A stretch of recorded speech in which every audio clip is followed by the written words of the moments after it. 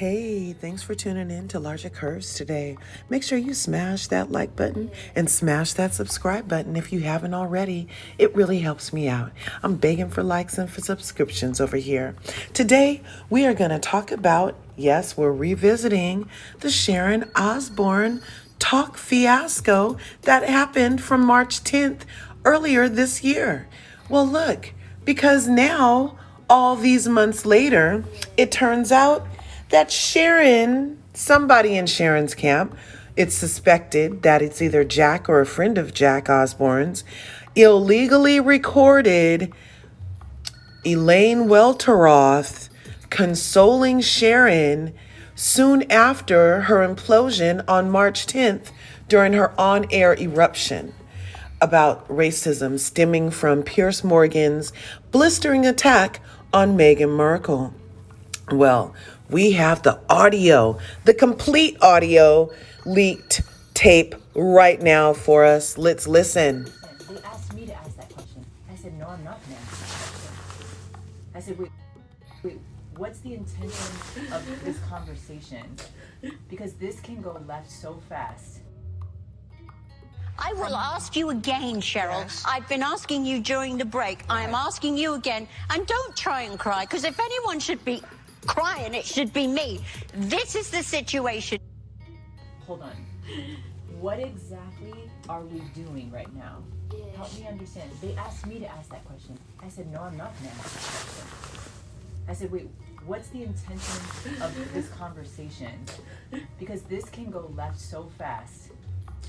I'm like, they go, let me call you back. I said to them, this is going to be a train wreck. Oh, look at this, sweetheart, he can tell. I know. Sharon, I'm just so sorry that went the way that it went. Do you know what it is? When you have to sit there and defend yourself, it makes you look guilty because you can't get out of it. It's like Jack always says, it's like calling somebody a pedophile. Right. You can't deny it. It's like, how do you, at the end of the say? It's like, what? Come look at my web browser. Like, I'm not a pedophile. Like, right. You know, it's. I don't think we all agreed, but when you left, you were like, there's no way that we should have been set up to have that conversation without having a pre-that altogether. I'm like, I thought I was told Sharon wants to comment on Pierce. I go, great. Yeah. I'm like, letters. And they go, okay. Is there anything you want to say? I was like, no. Not at all. As I was driving in this morning, they said, do you want to comment on Pierce? I said, sure I will, sure. 4 minutes before I went out, they called me and said, some might not agree with your opinion. Is that all right for them to air it? I said, of course it is. We talk whatever they feel. We'll discuss it. Never thought it was going to be that, because you can't, whatever you say, you just look guilty. It's like, and now everybody's going to have that little seed of doubt. Oh, maybe she's a bit racist. It's so up. So these people here, this have no ethics, don't care. They just want numbers. Did you speak to them? Did you get anyone on the phone yet? I mean, this is not nice. Nobody's here. Nobody's here. The building, the offices are empty. There's nobody here. I just want you to know, Sharon, Cheryl loves you and respects you so much and had your back behind the scenes. She was not trying to attack you, but I also understand when you've had a night long of trolls attacking you online, that puts you in a position where you're just like, you have to defend yourself. You feel like you have to defend yourself. And I know you're upset. I know it was terrible, but I just hope that once this blows over, that Cheryl is your friend. She really is your friend. She doesn't think you're racist. Cheryl, I don't think you're racist. No one who knows you would ever say that or think that. But why couldn't she say, I've known you for 11 years. I know you are not racist, instead of, I don't think you are. No, I know you're not. is a huge difference. A night and day difference to know. I've gone to Cheryl. I've said, educate me. I need to know about your heritage. I need to know things. She would tell me to get this book and that book and whatever, and she would help me out with things that I didn't quite understand. Just when that came, I was like, it was like somebody punched me in the face. I'm like, that, and I don't know if you saw, but Heather ran up to me right before we got on air, and she was like, I'm so sorry, but they couldn't find anything. We didn't have enough time. And I go, we shouldn't be talking about this. you said that. Yeah. I'm like, well, why are we? So that's why I sat there silent, thinking. Yeah. Well, I thought, okay, Sharon wants to say something. Let her say the thing, Yeah. and then we'll move on to Selena Gomez. And then Cheryl. But they literally made her ask that question. And I thought that she was setting it up in a way so that you knew. I assumed you guys had a pre-conversation so that you were on the same page and you were I'm running almost... out. Just as I'm running out, I always go for a wee before 4 minutes, Yeah. 5 minutes before. Phone rings. Woo, how do you feel about not everybody agreeing with you? Agreeing with me? Oh, fine. They can ask me whatever they want. I'm fine. But that's like throwing, like, Right. No. it's not like they're going to accuse you of being a racist. By the way, nobody was even discussing disagreeing with you. Just so you, at least for me, I can tell you straightforward. They said, do you have anything to say? I go, no. If Sharon wants to comment, Sharon should comment, and then we move on to the next topic. I have enough going on in my own personal life.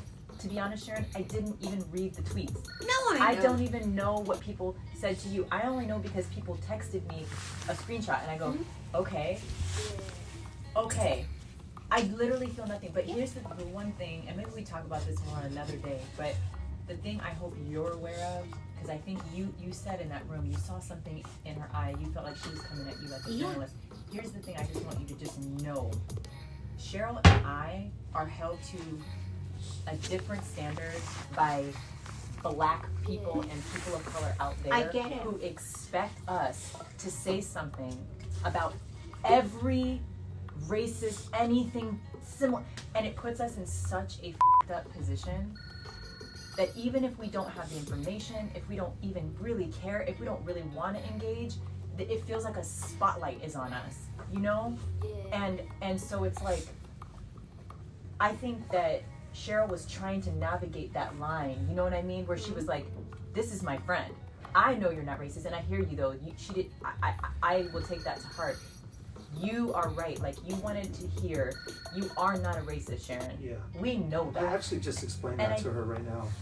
Yeah, just said- I think she thinks she said that, but she said Yeah. she said I don't think you're racist, and I think she meant the same thing, and I think I might have been a mistake. I might have know, said this and I misunderstood. don't I think apologize. it's so far. It's Do you want any like smoky? Oh, this far Oh, you away. got- I left my alcohol out Oh, there. do real you? quick. I'll get it. Oh, It's a thank couple.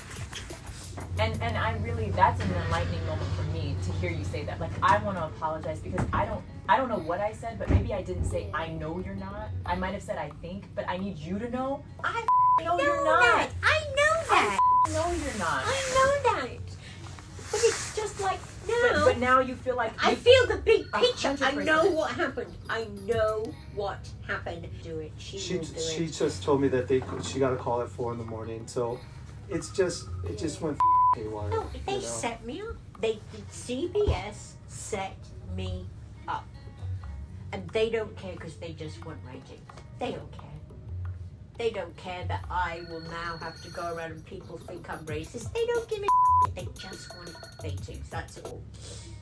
And that's the part that's inhumane. That's why I looked at you and I was like, don't make us talk about Selena Gomez No. after this. This Yeah. is Yeah. inhumane. Yeah, I heard said you say that. You and said that. You I did. agreed 100 on that. Like, we can't. We're not. How do you transition? Yeah, Like, we're not. yeah. You didn't pay me to be a Oscar-winning Actress. actress. Yeah, That's right. Yeah, you did say that. No, like this is. It felt like we were all set up, particularly you. But I also felt set up because I was like sitting there, and Cheryl goes, "What would you like to say?" I'm like, What? "What the? I don't have nothing to say. Why are we having this conversation right now?" But even that second, they're like, should we talk? I was like, change topics. Because I was like, just change it. Don't even ask. You know, and it's not but that. It was just a lot. It was so Yeah. much, and it's like there's so many. It's like I'm not even talking to you now, Sharon I'm now There's feeling. layers. I'm now talking to like, it's like America is Black America, White America, racist America. It's like they're all watching us, and there's this pressure to demonstrate how to talk about this stuff, but we haven't ever been guided on how to do this. I'm not a D&I expert. I didn't know I was gonna come on here and be the. No, I don't know how to do that actually. neither do I. I'm just a old woman that has a lot of stories. Next, I don't care if you're an alien. Are you a nice alien? Then come sit down. I don't give a. I just don't judge by anything. How can I be a judge of anybody with my heritage? I can't. And it's like, for numbers, for ratings, they have done this. It's like, Well, it's your character. You know, this is like who you are as a person, and that's so not anything. But So- it was, you know what, though? It's CBS offering up one of their own so they don't have to make an apology. CBS didn't want to have to make because everyone is so terrified of fanning the flames of the mob that they just went, right, let's just serve her up to her, to her own team. That way we don't have to say anything. Be like, It's oh, too it much. handled itself. That's right. You're right about that. Yeah. Because for me, I was confused. Why are we even when somebody texted me this tweet, I looked at it and I was confused, Sharon, because I thought somebody was quoting something you said on the show, and I go, she didn't say that. And then they go, and then I looked more carefully, like, oh, she tweeted that. And to me, I'm like, that's her platform. yeah. If you said that on your platform and you're dealing with trolls or you're dealing with controversy, that's your business in your own platform. But why are we addressing something on the show that she didn't say on the show? Yeah. And the show, you walked this delicate tightrope where you really supported your friend, but you didn't alienate people who were people of color. I thought you handled yourself really well on the show when you addressed it. I agree. Leave it at that. It should have Leave been it a at statement. that. It should not. It happened. It not shoulda, woulda, coulda. But it should have just been a statement, and then move on. Yeah. Or You if know? you want to, maybe it's like, hey Sharon, you want to comment on it? Comment on your Twitter. Let's just leave it there. Well, that was a lot, wasn't it?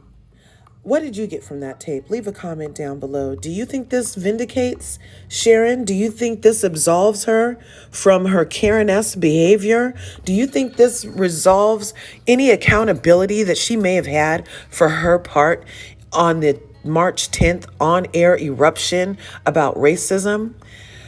From that talk about racism? I think that Sharon is still accountable for Sharon's actions. I think that on March 10th, Cheryl Underwood and Elaine Welteroth both said on air they didn't think that Sharon was a racist. They were just asking these questions. As far as the setup, I'm doing air quotes you can't see. As far as the setup, there may have been an amount of setup, but it wasn't done by Elaine. It wasn't done by Cheryl. And it does not vindicate Sharon because Sharon still imploded. Sharon still cussed out her coworkers at work. Sharon still went all balls to the wall with her alliance for her friend, which is her right. But she still did what she did.